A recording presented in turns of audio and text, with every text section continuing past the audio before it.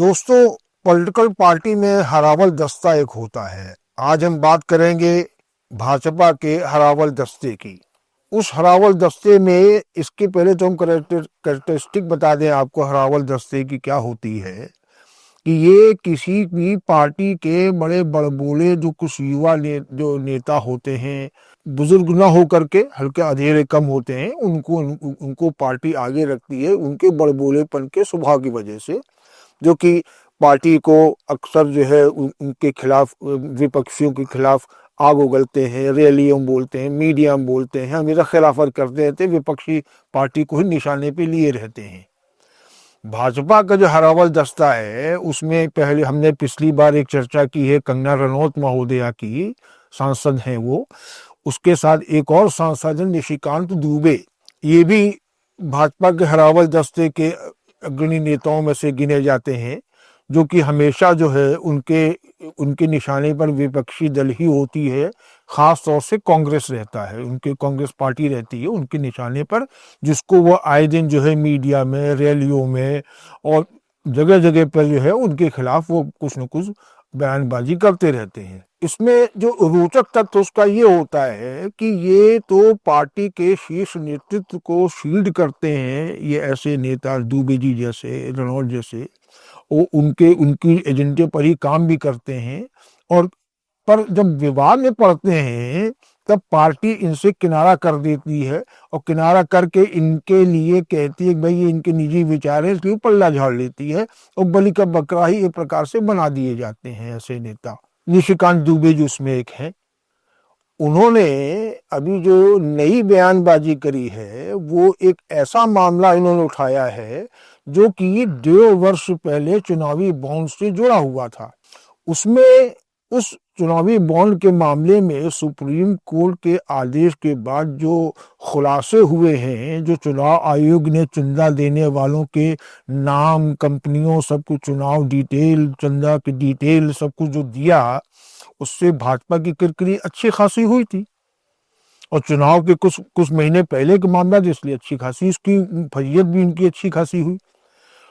उस फजीहत किरकिरी का जवाब एक प्रकार से दिया जाना माना जा रहा है, जो निशिकांत जी ने अभी इसी एक हफ्ते भर पहले एक बयान दिया है कि कांग्रेस के समय में भी इस प्रकार से चुनावी चंदे लेकर के फेवरेटिज्म किया जाता रहा है। कंपनियां जो हैं, विभिन्न कंपनियां, कारोबारी जो है, वो चुनावी चंदा दे करके, इनको पैसे दे करके और इनसे फेवर लेती थी, मतलब कि सरकारी कॉन्ट्रैक्ट उनको मिल जाते थे ऐसी कंपनियों को। ये निशिकांत दुबे जी अभी हफ्ते भर पहले एक बयान में बोल रहे हैं। उन्होंने जो बयान दिया, उन्होंने उस बयान में एक हवाला भी दिया बड़ा पुराना, 1960 का।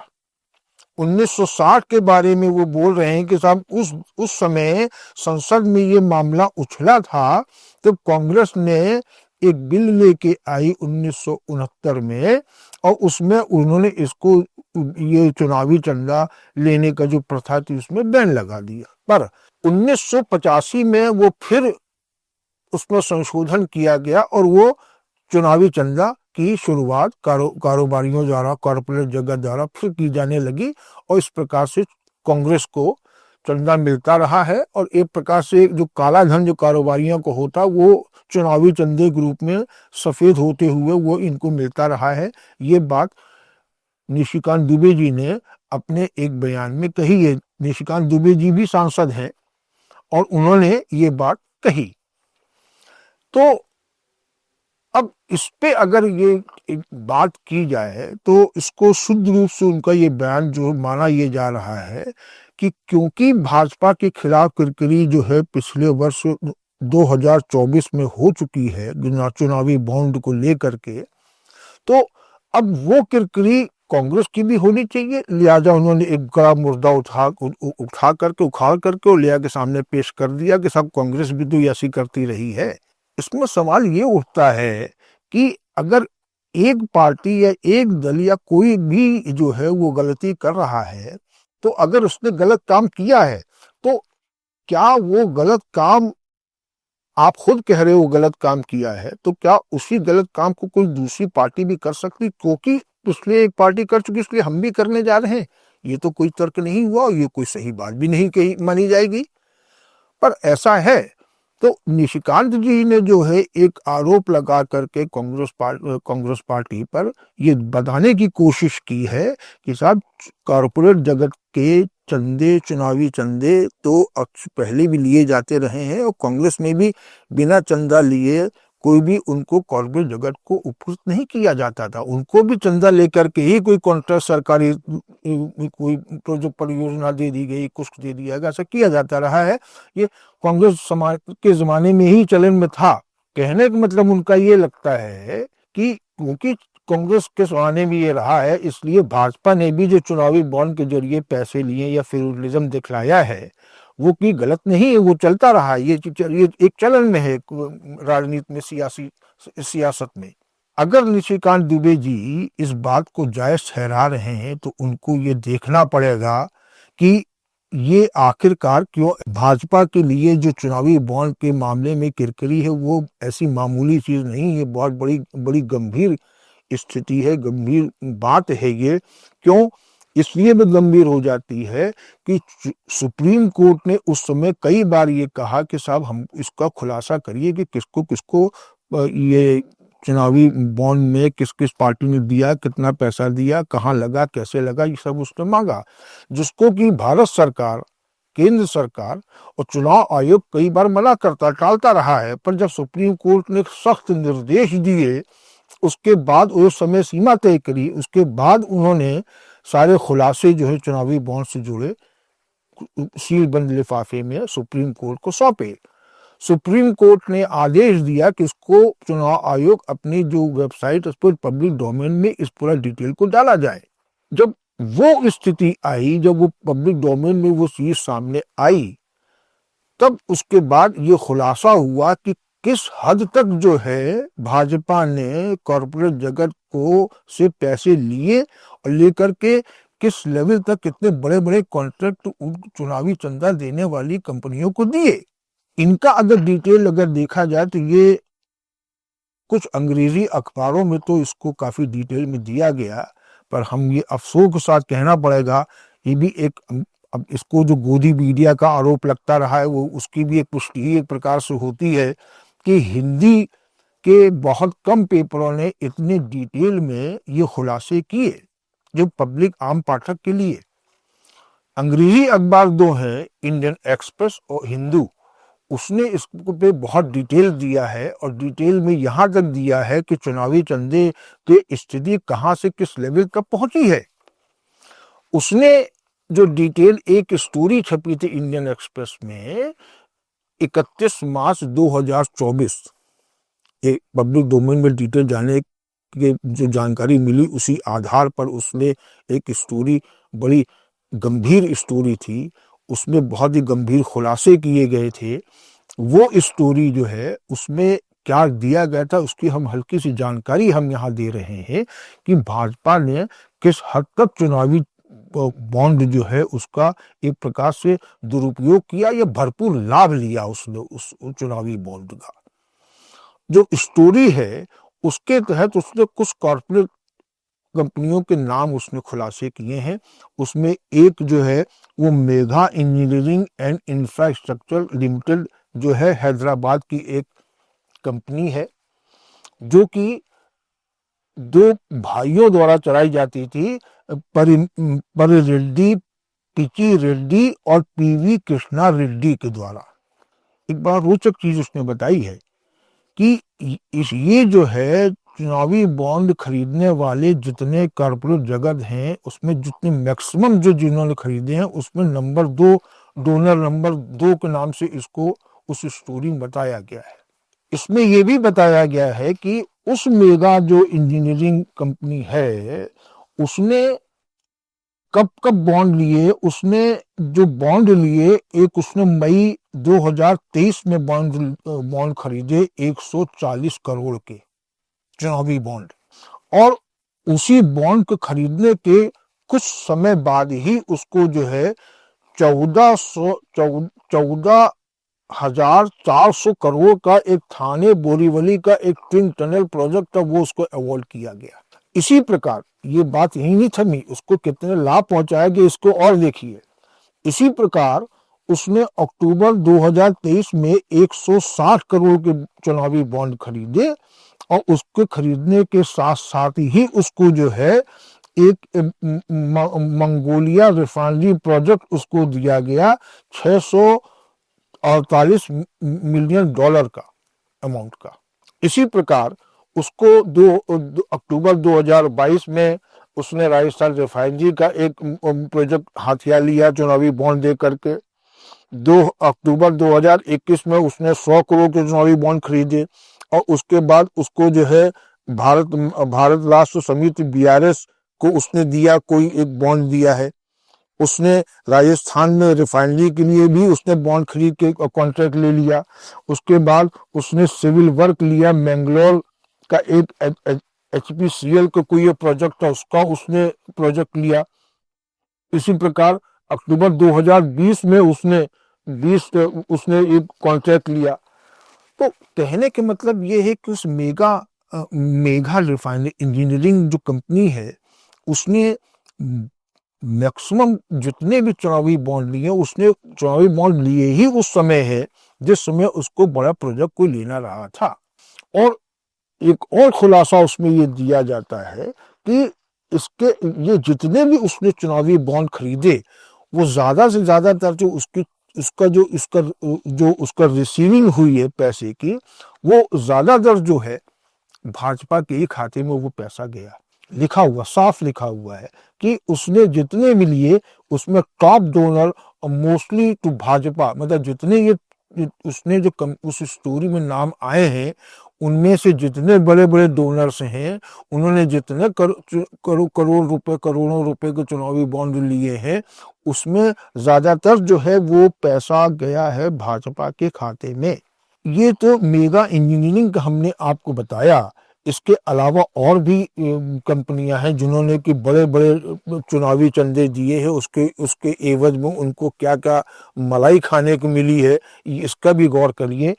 इसी प्रकार से भारतीय एयरटेल उसने जो है 198 से लेकर के 247 करोड़ तक के चुनावी बॉन्ड कब खरीदे, इसके जब गौर करिए, टाइमिंग पे गौर करिए इसके लेकर के।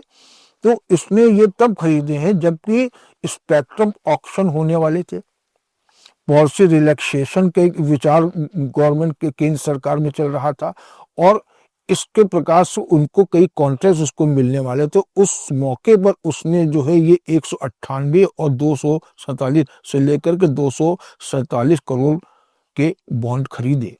इसी प्रकार एक और कंपनी है western UP power transmission company limited, इसने भी 220 करोड़ के चुनावी बॉन्ड कब खरीदे, जबकि इसको पावर ट्रांसमिशन का उसको एक अवार्ड हुआ, कोई पावर ट्रांसमिशन प्रोजेक्ट था गवर्नमेंट का जो उसको अवार्ड होना था, उस समय इसने चुनावी बॉन्ड खरीदे 220 रुपए के।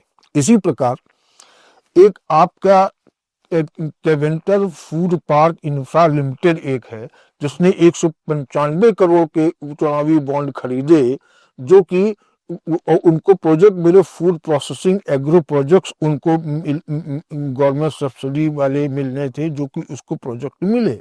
कंपनी जो है उसने कई स्टेट और सेंट्रल क्लियरेंस भी इसमें क्योंकि जरूरत थी, इसलिए उसको इन्हीं चुनावी बॉन्ड के पैसे से सारी क्लियरेंस बेनिफिट सब कुछ उनको मिल गया। इसी प्रकार एक आपको संजीव गोयनका, ये जाने माने कारोबारी हैं जिनकी एक कंपनी हल्दिया एनर्जी लिमिटेड, इन्होंने 377 करोड़ रुपए के चुनावी बॉन्ड खरीदे और वो कब खरीदे, जबकि इनको कोल ब्लॉक आवंटन की समय था और एनर्जी कॉन्ट्रैक्ट में उनको फेवर लेने के लिए उन्होंने ये चुनावी बॉन्ड खरीदे। इसी प्रकार आदित्य बिरला ग्रुप को तो सभी जानते कितने मतलब किस स्तर के कारोबारी हैं, कितने शीर्ष स्तर के कारोबारी हैं। उनकी एक कंपनी है एसेंस माइन एंड इंडस्ट्रीज, उन्होंने माइनिंग सेक्टर में लीज और क्लियरेंस के लिए 224 करोड़ के चुनावी बॉन्ड खरीदे थे जब उनको इसकी आवश्यकता पड़ी थी क्लियरेंस की। इसी प्रकार से एक कंपनी है ग्रासिम इंडस्ट्री, उसने भी चुनावी बॉन्ड जम के खरीदे हैं। एक आपके और भी है IFC agro Torrent power. Torrent power जिस कंपनी जिस कारोबारी की कंपनी है उसके वो अक्सर चर्चा में आते रहते, कांग्रेस अक्सर उन पर निशाना साधती रहती है, वो है अडानी।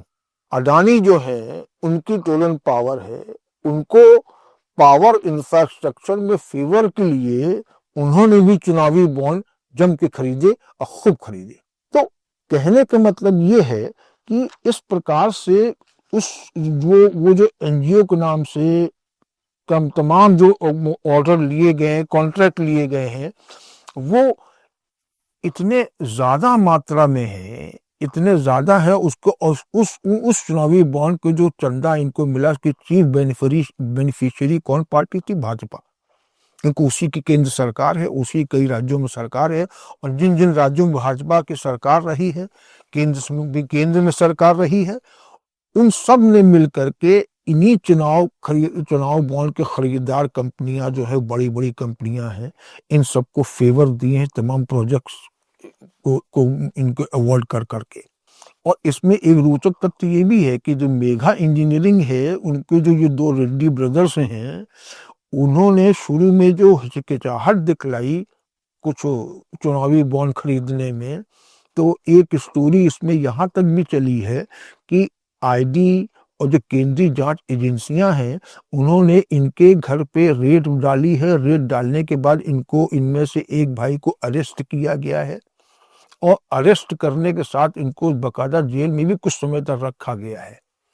ये दबाव डाला गया उस कंपनी पर, और उस दबाव का ही परिणाम रहा कि इन्होंने चुनावी बॉन्ड तो खरीदे ही है, उसके एवज में बाद में जब ये सरेंडर कर गए और चुनावी बॉन्ड कई करोड़ों के खरीद लिए, तब इनको अवार्ड भी अच्छे खासे प्रोजेक्ट्स के मिले।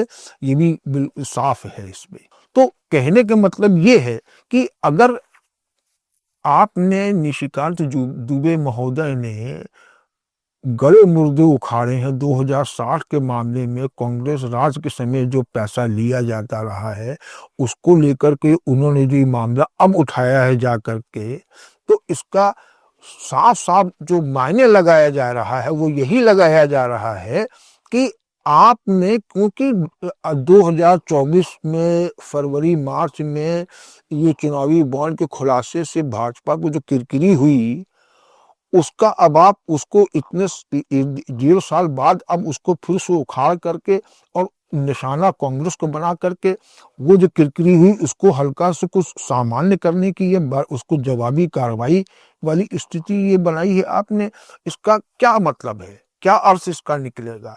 क्या पब्लिक को आप ये बताना चाहते हैं कि साहब भाजपा ही नहीं, पहले भी ये काम होता रहा है, तो ठीक होता रहा है, अगर वो गलत काम हुआ है तो उसको बंद भी किया गया, उस पर संसद में आवाज भी उठी है, उस पर कानून भी बना है, उसको बंद करने की कोशिश भी की गई है। और आपने चुनावी बॉन्ड, याद करिए चुनावी बॉन्ड कब, ये आपके भाजपा सरकार के समय ही चुनावी बॉन्ड की स्थिति बनाई गई थी, चुनावी बॉन्ड के लिए रूल बना के उसको लाया गया था, और उसके बाद चुनावी बॉन्ड खरीदने की बात चली, इस पे काफी हल्ले गुल्ले कई समय से होते चले गए। पर इस पे भाजपा शासित केंद्र सरकार ने, भाजपा नीति केंद्र सरकार ने इस पर कोई ज्यादा फैसला नहीं लिया, मामला टलता चला गया। पर जब सुप्रीम कोर्ट में ये मामला पहुंचा, सुप्रीम कोर्ट ने जब फटकार लगाई है और उसने कहा कि नहीं कुछ भी हो आपको सारा डिटेल देना पड़ेगा, जबकि उस डिटेल को छुपाने की बहुतेरी कोशिश की गई केंद्र शासित भाजपा की तरफ से। केंद्र सरकार जो भाजपा जिसकी भाजपा सरकार जो केंद्र में बैठी है कि इसका खुलासा न होने पाए, पर जब सुप्रीम कोर्ट ने आदेश दिया और ये खुलासा हुआ, उसके बाद जब बात सामने आई, पब्लिक डोमेन में आई, पब्लिक ने देखा, तो एक हैरत की बात हुई। समूह ने आश्चर्य किया, पूरी पब्लिक ने भी आश्चर्य किया कि ये किस हद तक ये चुनावी बॉन्ड का खेल चला है, और उस खेल के आड़ में कितने कितने प्रोजेक्ट, और जो प्रोजेक्ट दिए गए वो कितने मेरिट पे दिए गए, कितने ऐसी के फेवरेटिज्म में दिए गए, ये भी घपले सामने उसी के साथ साथ आए हैं।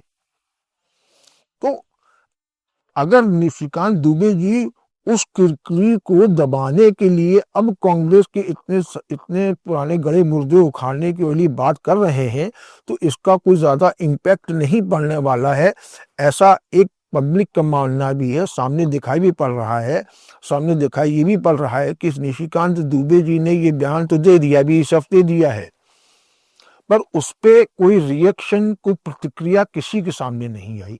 इवन आप कांग्रेस जिसको उन्होंने निशाना बनाया, उसने बिल्कुल इग्नोर किया इनके बयान को। और पब्लिक तो वैसे भी ज्यादा इस पे इंटरेस्ट ज्यादा नहीं दिखाती है। तो अब इसका मतलब यही होता है कि हम जो निशिकांत जी हरावल दस्ते की अपनी जो के सदस्य होने के नाते जो अपनी ड्यूटी निभा रहे हैं कि हमको कांग्रेस भाजपा अपने पार्टी के नेतृत्व को हमको शील्ड करना है, बचाना है, उन पर आए हुए संकट के बादल को छांटना है, अगर इस कोशिश में वो एवं कोई न कोई बयानबाजी करते रहते हैं, गड़े मुर्दे उखाड़ते रहते हैं, तो इसका बहुत ज्यादा इम्पैक्ट नहीं पड़ने वाला है। ये बड़ी स्पष्ट बात है। क्यों? क्योंकि जो डैमेज जो है चुनावी बॉन्ड को लेकर के, उसके खुलासे को लेकर के जो उस समय 2 साल 1.5 साल पहले हो चुका है भाजपा का, उसको उसमें वो डैमेज कंट्रोल अब इस ऐसे हल्के फुल्के बयानबाजी से और बीतकी बयानबाजी से नहीं उसकी भरपाई हो, डैमेज कंट्रोल होने वाला है। तो पर अब ये उनकी भी मजबूरी है कि उनको ड्यूटी बजानी है कि कुछ न कुछ बयानबाजी करनी ही है विपक्षियों के खिलाफ, ताकि हमारा नेतृत्वशील बचा रहे, उस पर ज्यादा अंगुली ना उठे। तो ऐसी बयानबाजी वो करते रहे और करेंगे, आगे भी करते रहेंगे। पर हम मतलब कहने का यही है कि कम से कम बयानबाजी वो करें तो ऐसी करें जिसका कोई असर हो, पब्लिक में असर हो, उसका रिएक्शन सामने आए, सामने अच्छी रिएक्शन भी सामने दिखाई पड़े। पर ऐसे उनके बयानबाजी के स्तर से बिल्कुल भी नहीं लगता है। और अगर ऐसी स्थिति है तो वो अपनी ड्यूटी करते रहे, और जो डैमेज जो होना वो तो हो ही गया लेकर के, पर वो अपनी ड्यूटी कर रहे हैं, करें, अच्छी बात है। पर उनके बयानबाजी जो है, ये इस बार जो उन्होंने तीर चलाया है कांग्रेस के ऊपर, वो तीर जो है वो निशाने पे लगा नहीं है, बल्कि निशाना वो भटक गया है। इसी के साथ आज की ये वार्ता हम समाप्त करते हैं। नमस्कार।